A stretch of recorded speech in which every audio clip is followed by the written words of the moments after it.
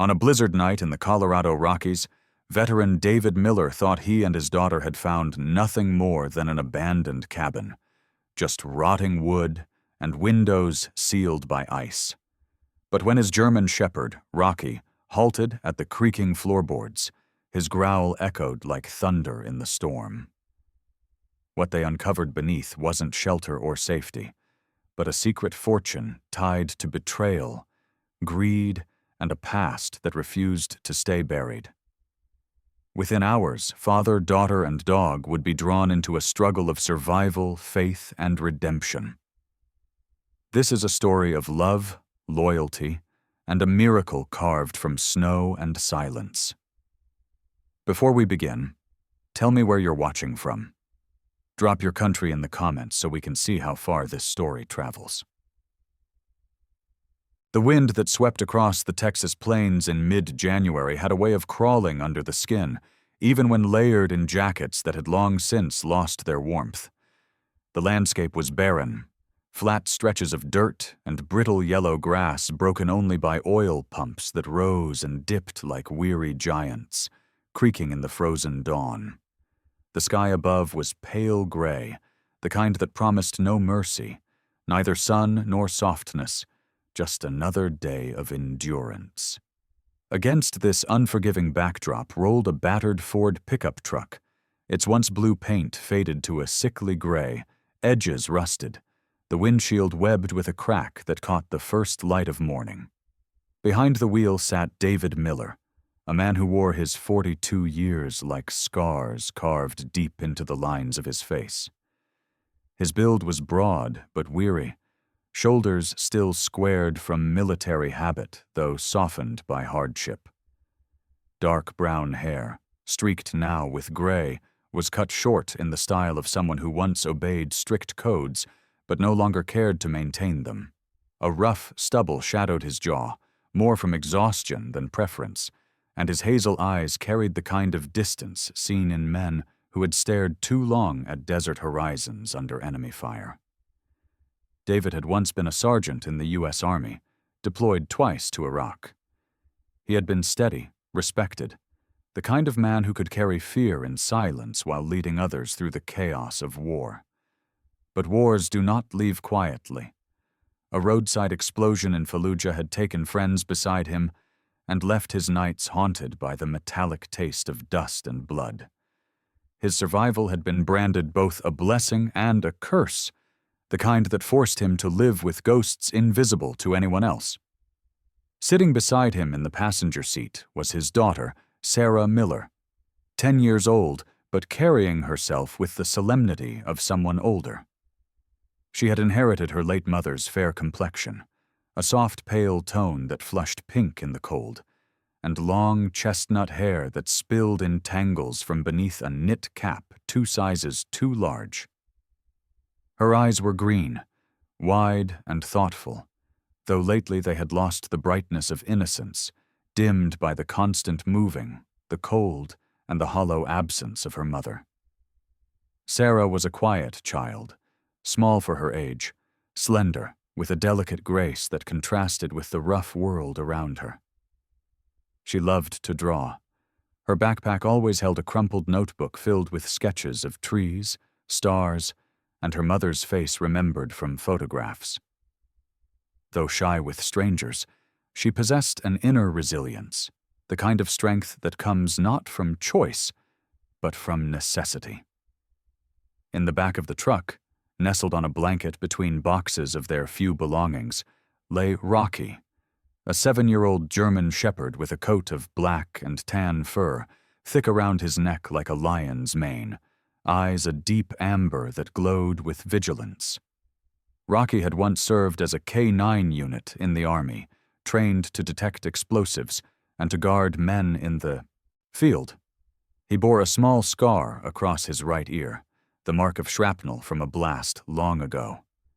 Though retired, he carried himself with the same sharp discipline, alert ears, steady posture, muscles coiled like springs beneath his thick frame. To Sarah, Rocky was more than a dog. He was guardian, playmate, and brother rolled into one. To David, He was the last link to a world of order and loyalty, the one companion who never judged and never left. The heater in the truck had long since broken, so their breath hung in pale clouds. David gripped the wheel tighter, his knuckles whitening as gusts of wind pushed against the vehicle. The fuel gauge hovered near empty, and the rattling in the engine spoke of a machine long past its prime. Sarah huddled deeper into her coat, clutching a sketch pad on her lap, drawing lines that wavered each time the truck jolted over a pothole. She sketched a cabin in the woods, windows glowing, smoke curling from a chimney, a place she had never known but dreamed of each night. David glanced at the drawing, his chest tightening. He remembered a different life, before illness hollowed out his wife's body and before medical bills consumed their savings. Her name had been Rebecca Miller, a woman of soft features and quiet strength, auburn hair that fell in waves, a laugh that filled even small kitchens with sunlight. She had been the anchor of their family, a nurse whose patience soothed both battlefield wounds and bedtime fevers. Cancer had taken her swiftly, too swiftly, and in the months after her passing, David had watched everything else unravel. His job at the plant, their mortgage, their sense of stability. Now, the road was their only home. Sarah's voice broke the silence, soft but steady. "Dad, are we stopping in town today?" David glanced at her, noticing how the cap had slid over one eyebrow, how her small hands clutched the pencil like it was a lifeline. "We'll try," he answered, his voice deep, gravelly, the tone of a man trying to sound confident for his child's sake. "Maybe someone needs help fixing fences or clearing snow." Sarah nodded, lowering her eyes back to her paper. Rocky shifted, resting his head on Sarah's lap, amber eyes closing but ears twitching with every groan of the truck. David drove them into the small town of Abilene as the sun rose sluggishly over the flat horizon. The streets were quiet, lined with low brick buildings, gas stations, and diners that smelled faintly of bacon and burnt coffee. He parked near the public library, its red brick facade standing proud against the wind. It was their refuge, a place of warmth where Sarah could lose herself in stories, while David searched the bulletin board for odd jobs. Inside, the librarian, Mrs. Carter, greeted them with a kind smile. She was a woman in her late 50s, short and plump, with silver hair cropped neatly and round glasses perched on her nose. Her face was gentle, her voice soft, the sort of person who spoke as though every word mattered. She had seen them before, had noticed Sarah's hunger for books and David's weary silence. Though she never pried, her kindness lingered in the way she set aside hot cocoa in a thermos or slipped extra pencils into Sarah's bag. "Cold morning," Mrs. Carter said, her breath fogging in the doorway. David nodded. "Colder than usual?" He didn't elaborate, but his eyes betrayed the fatigue of sleepless nights. Sarah darted into the children's section, Rocky padding close behind, tail wagging faintly, though his stance remained protective. Hours passed in the library's warmth. Sarah lost herself in a novel, while David scoured the classifieds, circling ads for farmhand work and snow clearing. His hands were calloused, cracked from the cold, but he still believed in the dignity of work. When evening came, the library lights dimmed, and Mrs. Carter approached with a sympathetic glance. "You'll find something soon, David," she said softly, pressing a small paper bag into Sarah's hands. Inside were sandwiches wrapped in wax paper. David's throat tightened with gratitude he could not voice. They returned to the truck as the wind rose again, the sky bruised with storm clouds. Rocky jumped in first, circling twice before settling. Sarah curled against him, clutching her sketch pad as though it were a shield. David sat behind the wheel, staring out at the darkening sky. The gas gauge hovered dangerously close to empty. The cold gnawed at his bones, but he whispered to himself, "We'll make it through tonight." Outside, the wind howled across the plains, scattering dust like ash. Inside the truck, 3 souls clung to one another, man, child, and dog, against the vast loneliness of the Texas winter. By the next morning, the storm had loosened its grip. Though the Texas plains remained locked in frost, every blade of grass stiff as glass beneath the pale sun. David parked the battered truck once again near the red brick library, its stone steps dusted with a thin layer of ice. The building stood like a bastion of warmth in a world that often turned its back on him. Sarah climbed out, clutching her sketchpad and a worn backpack, her boots crunching against the frozen ground. Rocky leapt gracefully from the back, landing with the ease of a soldier, his breath steaming in the cold. They entered through the heavy wooden doors, and the familiar hush enveloped them like a sanctuary. The library smelled of paper and dust, of stories bound together across decades. Lamps cast a golden glow that softened the harshness of winter. Sarah drifted instinctively toward the children's corner, where rows of brightly colored spines waited for her hands. Rocky followed closely, tail low but steady, eyes sweeping the room like a sentry patrolling a perimeter. He lay down at the edge of the carpet, paws stretched, head lifted, ears swiveling toward every sound. David walked past the circulation desk where Mrs. Carter, the silver-haired librarian with a heart too big for the town's cynicism, gave him her usual kind smile. "Morning, David." Sarah's looking brighter today. Her round glasses reflected the light as she leaned forward, her plump hands resting on the desk. He returned a tired nod. Books keep her spirits up. That's something Mrs. Carter wanted to say more, perhaps about a box of canned goods she had set aside, but she knew David's pride was a fragile thread. Instead, she gestured toward the bulletin board by the entrance where job notices were pinned. David spent the day making his rounds, scanning the corkboard for anything. There were postings for farmhands, for men to shovel driveways, even an ad from the diner needing someone to wash dishes. He scribbled the numbers into a small notebook he carried in his jacket pocket. His hands, cracked and raw from the cold, trembled slightly as he wrote. He wondered how many times he could call before people stopped answering, weary of a veteran who had more shadows than stability. As dusk settled, he returned inside. Sarah sat cross-legged on the carpet, bent over her sketchpad. Her pencil scratched softly as she filled pages with pictures. Trees swaying in imaginary winds, her mother smiling with eyes closed, and cabins glowing with warmth. At the top of one page, she had written carefully in block letters, "Letters to Mommy." When David asked once what she meant, she told him it was a way to talk to her mother if heaven had windows. That night, Rocky shifted restlessly beside Sarah. A man had entered the library and drawn the dog's attention. The man was Clint Hargrove, a rancher in his late 50s. His body was still strong from years of work, but his frame had thickened with age.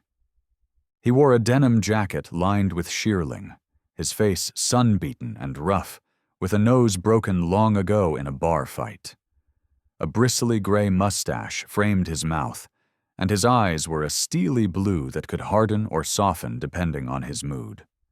Clint was known for speaking his mind without filter, a trait earned through a life of disappointment. Once, his only son had left for the city and never returned, severing ties after an argument. The wound had made Clint bitter, quick to judge those he thought irresponsible. He spotted David sitting alone at a table near the window, sorting through job listings. "Waste of time," Clint muttered loud enough for others to hear. "Man's supposed to provide. Can't even keep a roof over his kid's head. What's he doing here?" His voice carried across the quiet room, cutting like a whip. Sarah froze. pencil halted mid-line, eyes dropping to her lap. David clenched his jaw but said nothing. He had learned in the army that not every battle was worth fighting. Rocky growled low, a rumble from deep in his chest, but David placed a calming hand on the dog's neck. Mrs. Carter, who had heard Clint's remark, straightened her shoulders and stepped forward. "Clint Hargrove," she said firmly, her soft voice suddenly sharp. "This is a library, not a saloon. If you've nothing kind to say, you best leave it unsaid." Clint grunted, muttered something about bleeding hearts, and stomped away to the history shelves. Sarah's small fingers trembled as she turned the page in her sketchbook. She began to write instead of draw, her words uneven but determined. Later, when David peeked over her shoulder, he read her message. "Mommy, people think Daddy failed, but I know he didn't. He's still fighting for me every day." His chest tightened, and for a brief moment he allowed himself to rest his hand on her shoulder, the weight of his love pressing into her bones. The hours passed, the library lights dimmed, and Mrs. Carter walked them to the door with a thermos of soup wrapped in a cloth. "Stay warm," she whispered. David nodded, unable to meet her eyes for fear she would see the cracks in his armor. Outside, the air was razor-sharp. They returned to the truck, Rocky leaping in first as always, Sarah curled under the blanket with the thermos clutched to her chest.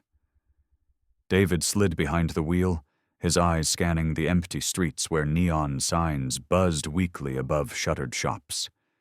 He thought of the whispers, the stares, the quiet judgment that followed him.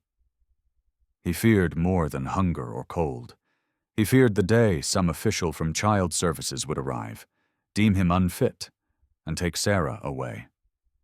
That terror he carried silently, never letting it slip into his voice. But Rocky seemed to sense it.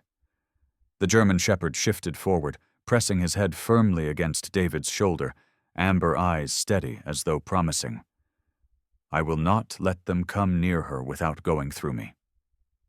David swallowed hard, his throat tight, and for the first time in weeks, he allowed himself to whisper a prayer into the empty night.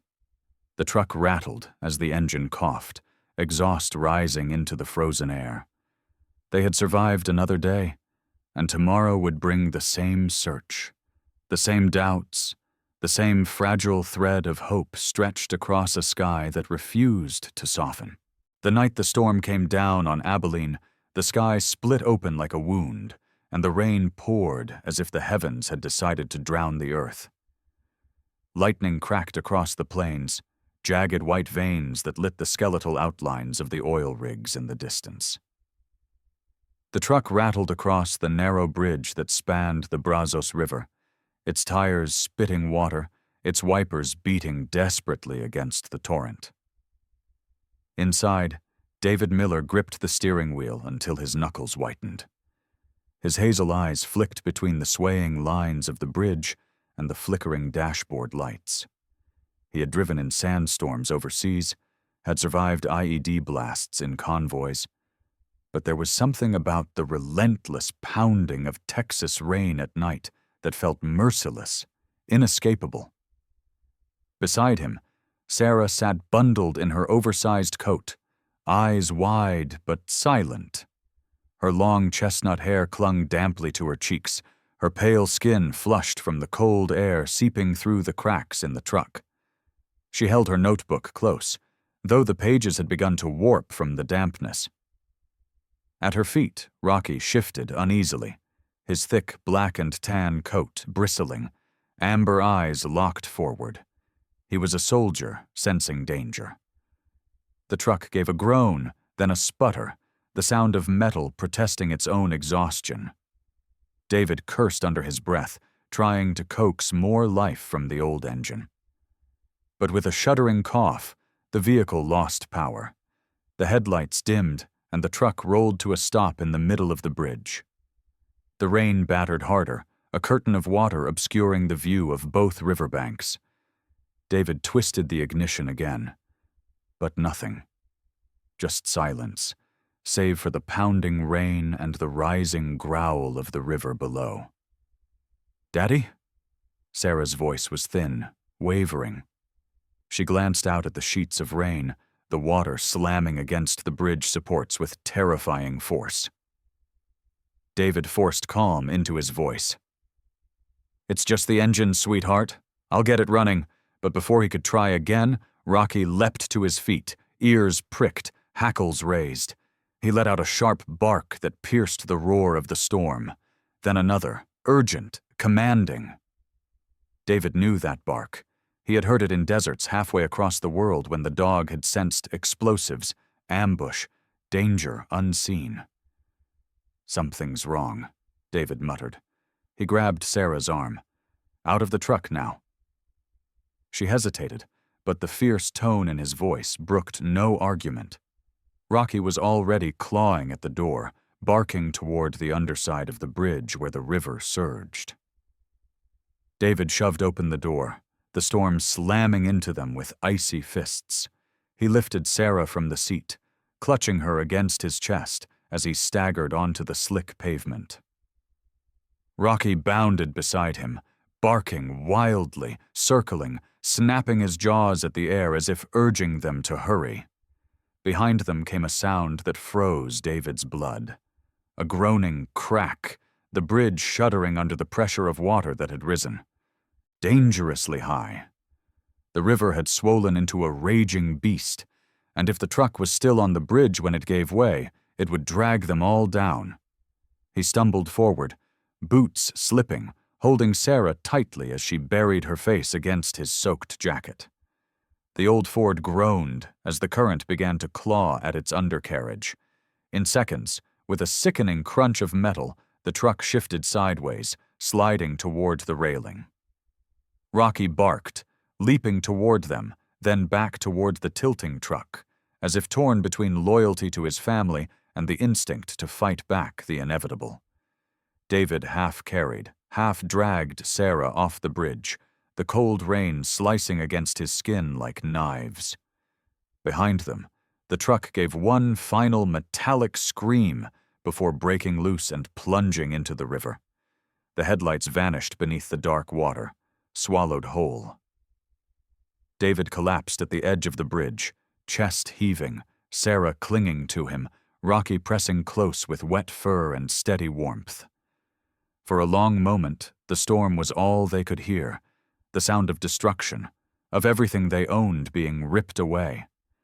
They had nothing left now, no vehicle, no shelter, no possessions except for Sarah's waterlogged sketchbook and the clothes on their backs. The rain did not relent, and David knew they couldn't stay exposed. His eyes scanned the shadows beneath the bridge, where the supports rose like dark pillars against the rushing water. There was a patch of dry ground under one end, shielded from the worst of the storm. It wasn't much, but it would have to do. He guided Sarah and Rocky down the embankment, boots sinking into mud, the girl's trembling hand clutching his. They crawled under the bridge, where the roar of the river echoed like thunder, and set down what little they carried. David pulled a tarp from his backpack, his last soldier's habit to always carry one piece of canvas, and strung it between two supports. It sagged and leaked, but it was something. He wrapped Sarah in it, holding her close, Rocky curling on her other side like a wall of fur and heat. Hours passed in that damp hollow. The storm raged, the river surged, and in the darkness David listened to the rasp of Sarah's breathing. At first it was steady, but as the night stretched on, a cough rattled her chest. Once, then twice, then more frequent. He pressed his palm against her forehead, feeling the fever rising. Panic tightened in his gut, sharper than any battlefield fear. "Stay with me, baby girl," he whispered, brushing wet hair from her face. Her green eyes fluttered open, glazed with exhaustion. "I'm okay, Daddy," she murmured, but her voice cracked, and another cough racked her small body. Rocky whined low, resting his head on Sarah's lap, his amber eyes filled with worry. He nudged David's arm as if to say, "Do something." But what could David do? He had no medicine, no dry bed, no car to drive her to a clinic. The helplessness gnawed at him, more painful than any shrapnel wound he had ever carried. He pulled Sarah closer, wrapping his own jacket around her thin frame, ignoring the cold that sank into his own bones. He whispered prayers he hadn't spoken in years, prayers he wasn't even sure he believed in anymore. Outside, the storm finally began to ebb, but the damage had been done. The bridge still stood, but their truck, their last fragment of security, was gone. David sat awake the entire night, back pressed against the concrete pillar, Rocky at his side, Sarah cradled against his chest. His eyes never closed, haunted by the sound of coughing that echoed like a warning bell through the hollow beneath the bridge. The storm passed, but the wreckage it left behind lingered like a cruel reminder.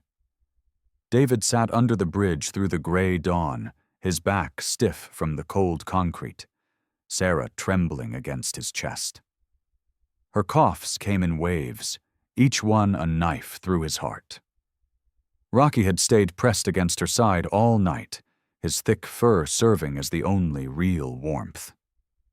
By morning, the rain had slowed to a mist, the river swollen but calmer. David knew he couldn't linger.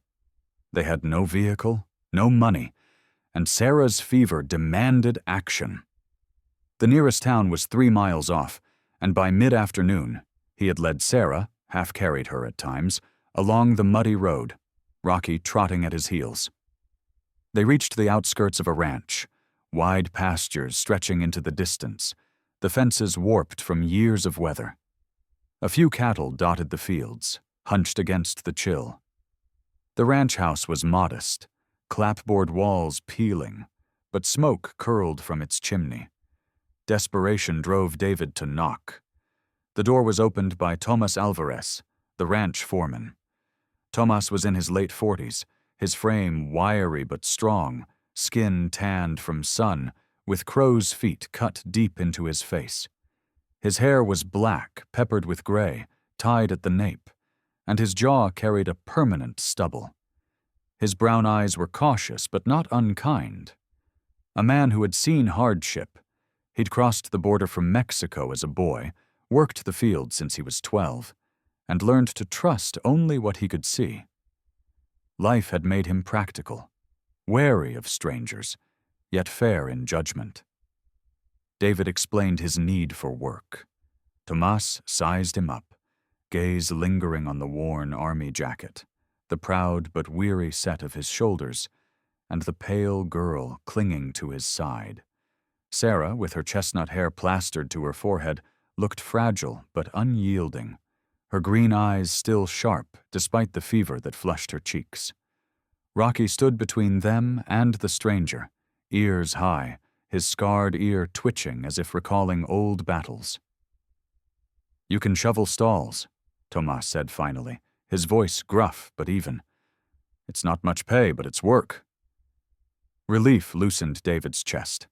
He nodded. "Thank you." For 2 days, David worked at the ranch, mucking stalls, repairing fences, his muscles aching with every hour. Sarah stayed near the warmth of the ranch house kitchen where Tomas's sister, Marisol, cared for her. Marisol was a heavy-set woman in her 50s, her hair black, streaked with silver, her smile faint but genuine. She brewed herbal teas that soothed Sarah's cough, humming Spanish lullabies as she stirred the pot. Sarah sketched at the kitchen table, Rocky never leaving her side, the dog's amber eyes following every sound outside the door. On the 3rd evening, as David was oiling the hinges of the barn, a car pulled up, a sleek black sedan that did not belong on a dusty ranch road. From it emerged Mr. Howard, a man in his late 60s. He was tall and lean, with a slight stoop in his shoulders, as though gravity had pressed heavily on him over the years. His hair was silver, combed neatly back, and his face was angular, with deep lines around the mouth and forehead, the kind etched by years of careful negotiation and unshed truths. He wore a gray wool overcoat, tailored but modest, and carried a leather satchel under one arm. His blue-gray eyes were piercing, yet softened by a trace of sorrow, as if he carried regrets he could never quite put down. Tomas approached cautiously, wiping his hands on his jeans. "Can I help you, sir?" Mr. Howard adjusted his glasses and scanned the yard before spotting David. "I'm not here for business with the ranch. I'm looking for David Miller." His voice was calm, deliberate, every syllable measured. David stiffened, wiping grease from his fingers onto his jacket. "That's me." Mr. Howard studied him for a long moment, as though confirming something unseen. Then he drew out a sealed envelope, thick with age, the paper yellowed at the edges. "I was instructed to deliver this to you," he said quietly. "It comes from your uncle, your late uncle." A man you likely never knew, David frowned, confusion knitting his brow. "I didn't have an uncle. My father was an only child." "Not quite," Mr. Howard replied, his tone patient, almost sorrowful. "Your father had a half-brother. His name was Jacob. He lived far from here, in the mountains of Colorado. A miner once, later a recluse. He left behind few records and fewer connections. But he left this." He pressed the envelope into David's hands. The wax seal cracked easily. Inside was a letter written in a bold, uneven hand. "David, if you are reading this, then I am gone. I owe you an apology, though you never knew me. I was your father's brother, though he denied me. I lived my life alone, away from family, because I was not a man easy to love. But I carried the guilt of silence, of watching from afar as blood turned into strangers. I have left you something, not wealth, not comfort, but a place. A cabin in the mountains of Colorado, Pine Ridge, remote, abandoned but standing. Within it lies what remains of my life's work. It is not for the world's eyes, only for yours. If you have no place left to go, then go there. Only then will you understand. Jacob Miller." David read the words twice, his throat tightening. A cabin? A half-brother? It felt impossible, and yet the letter was real. The ink smudged where the writer's hand had pressed too firmly. Sarah tugged at his sleeve, her voice small. "Daddy, what does it mean?" Her fever-bright eyes searched his face for answers he didn't yet have. Rocky pressed closer, resting his heavy head against David's leg, as if anchoring him to the earth. Mr. Howard cleared his throat. "There's an address at the bottom. Pine Ridge, Colorado. I've verified it exists, though it hasn't been touched in years. He instructed me to give this to you only when the time was right." "And when is the right time?" David asked, his voice sharper than intended. Howard's eyes softened, the weight of old secrets flickering in them. "When you had nowhere else to turn." The ranch yard was silent but for the lowing of cattle and the restless whine of the wind. David stared at the letter, its words burning in his hands. He thought of the truck sinking into the river, of Sarah's cough echoing under the bridge, of nights spent with nothing but hunger and fear. And he knew, perhaps against his own pride, that the time had come. That night, as Sarah slept curled against Rocky in the ranch's guest room, David sat awake by the dying fire, the letter open in his lap.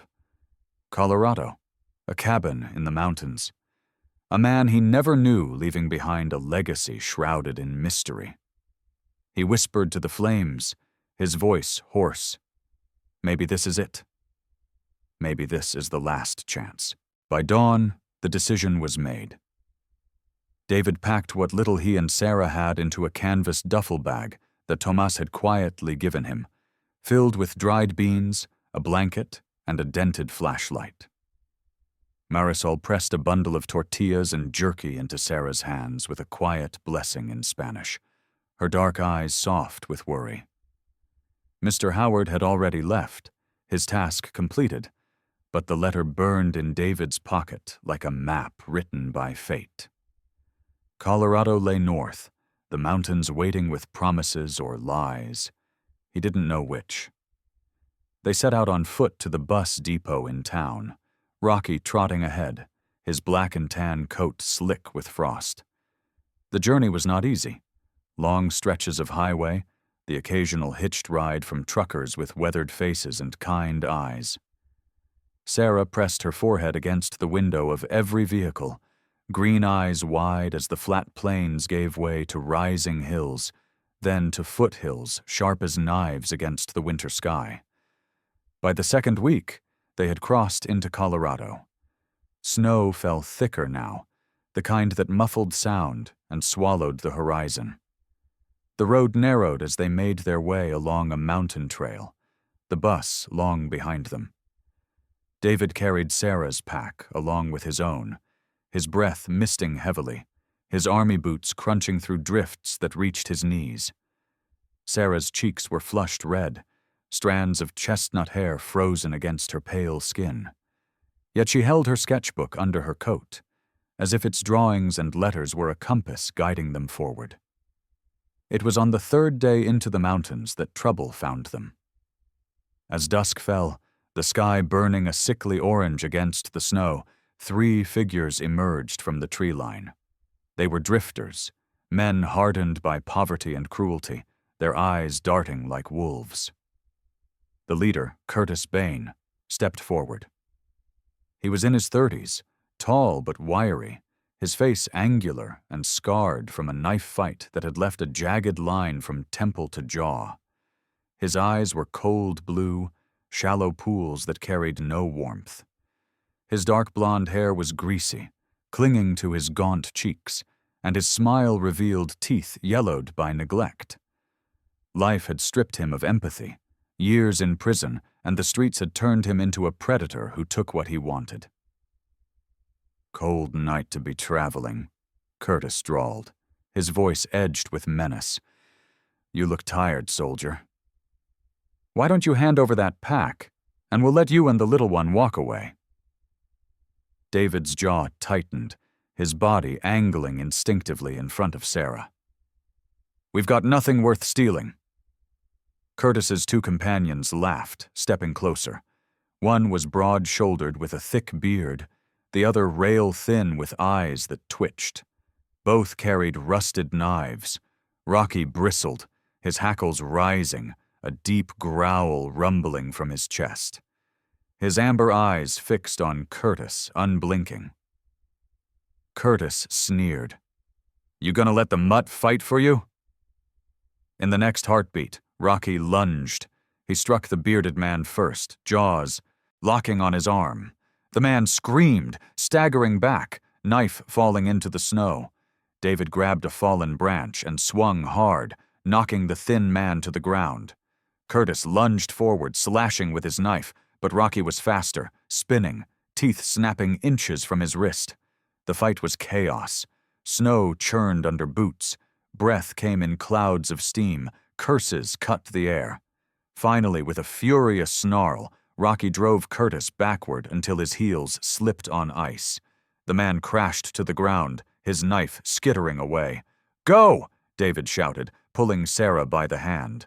They ran, Rocky bounding beside them, chest heaving, fur flecked with blood that was not his own. Behind them, Curtis's curses echoed, but none of the men followed. Not against a dog that had fought like a demon.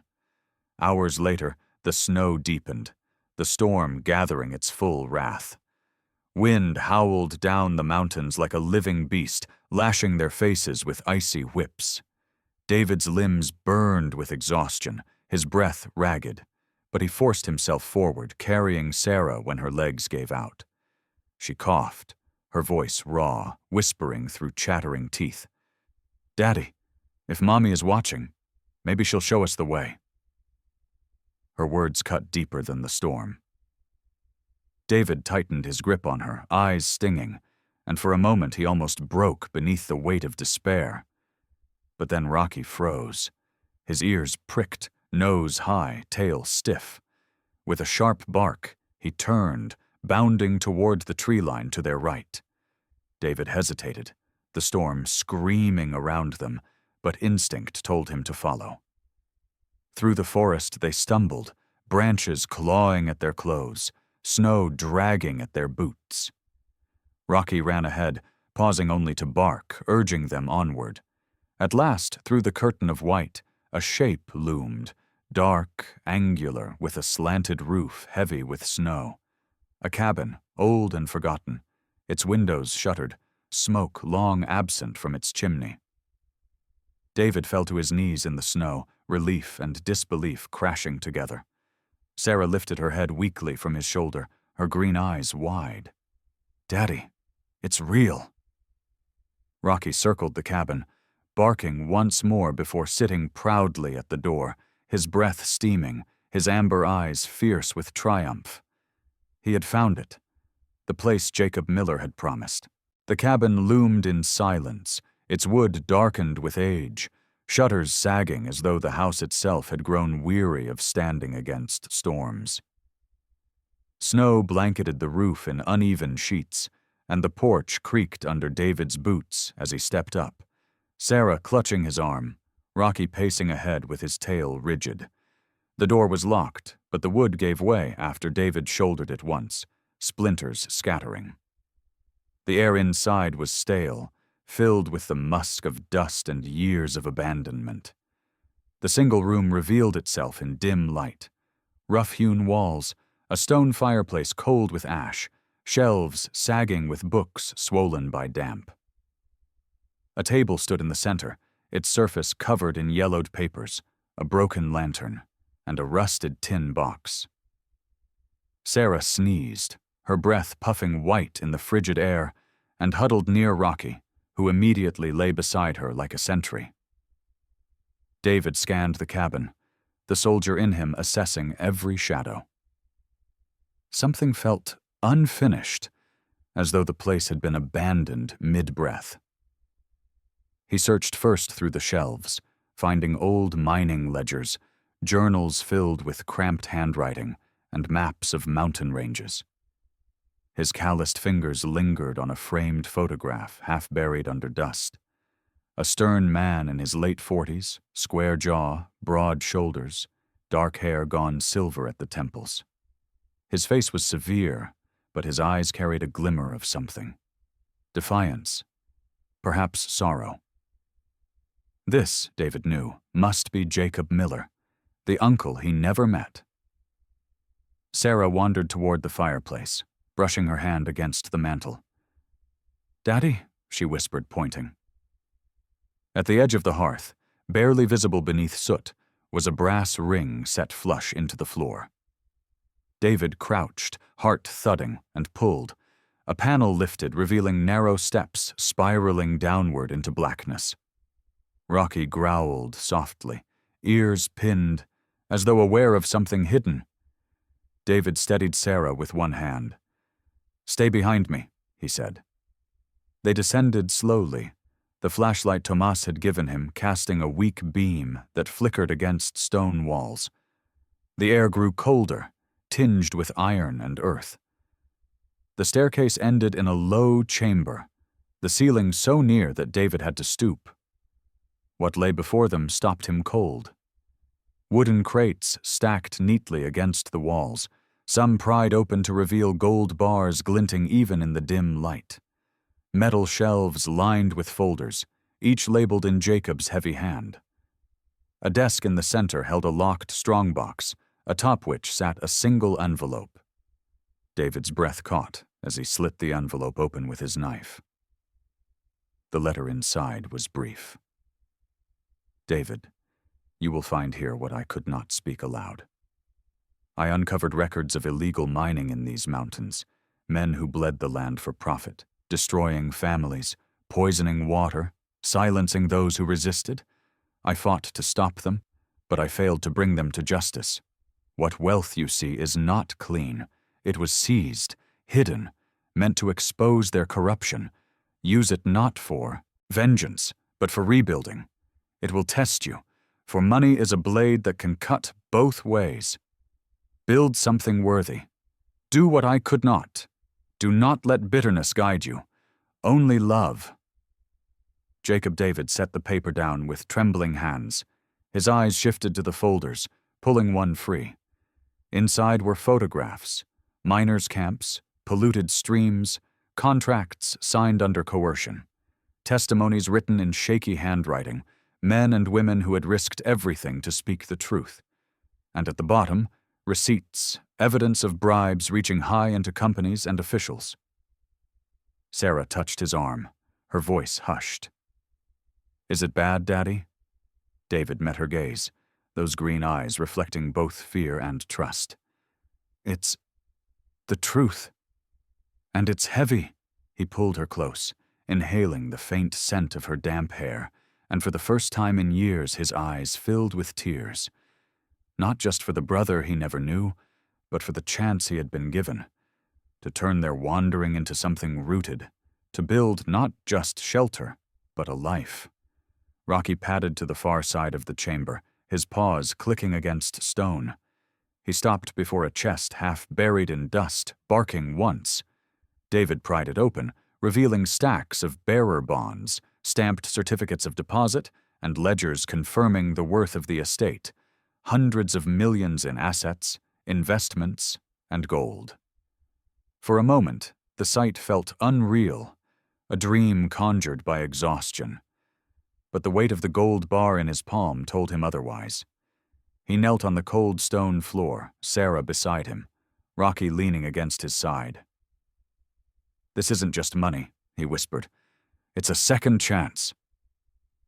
Sarah's face lit faintly in the flashlight's glow, her lips curving in a weary smile. "For us?" David nodded, his throat thick. "For us." For everyone we can help, the chamber seemed to hold its breath, the echoes of Jacob's life pressing against them. In that moment, David understood. This inheritance was not meant to make him rich.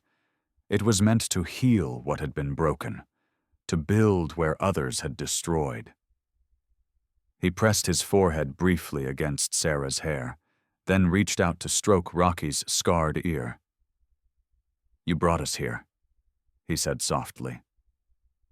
Rocky's amber eyes met his, calm and certain, as if to say, "I always will." Winter loosened its grip as weeks passed in the Colorado mountains. Snow melted into rivulets that fed the pines, and shafts of sunlight pierced the cabin's cracked shutters, illuminating dust motes like tiny spirits. For the first time in years, David felt the weight on his shoulders shift, not vanish but lighten.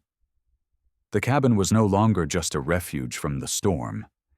It had become the foundation of something larger, something calling him forward. David did not spend the gold on comforts or luxuries. He had tasted hardship too deeply to waste salvation on indulgence. Instead, he began repairing the cabin with his own hands. His training as a soldier gave him endurance, but his determination as a father gave him purpose. He replaced beams, patched walls, and set the fireplace roaring again. Sarah sat nearby, sketching the progress each day, before and after drawings pinned carefully to the wall like milestones. Rocky supervised everything, padding from room to room, ears pricked, amber eyes sharp, barking when a tool clattered too loudly or when a stranger's figure appeared on the distant trail. The first stranger arrived in early spring. Michael Grady, a former Marine in his late 50s, approached the cabin with a limp that told stories his mouth never needed to.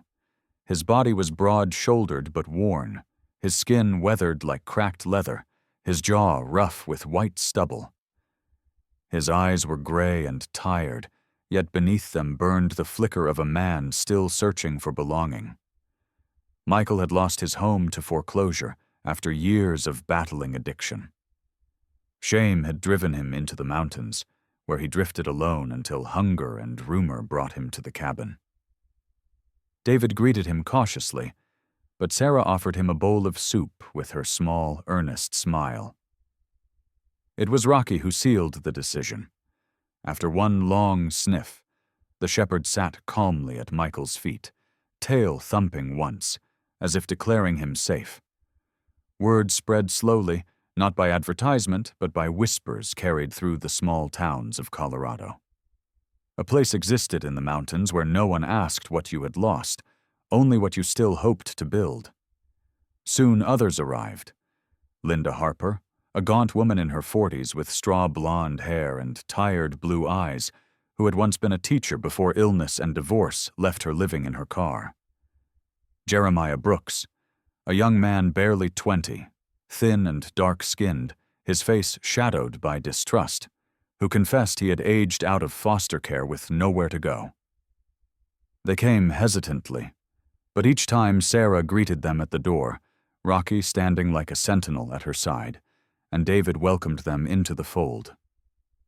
With a portion of the inheritance, David bought lumber, tools, and supplies from town.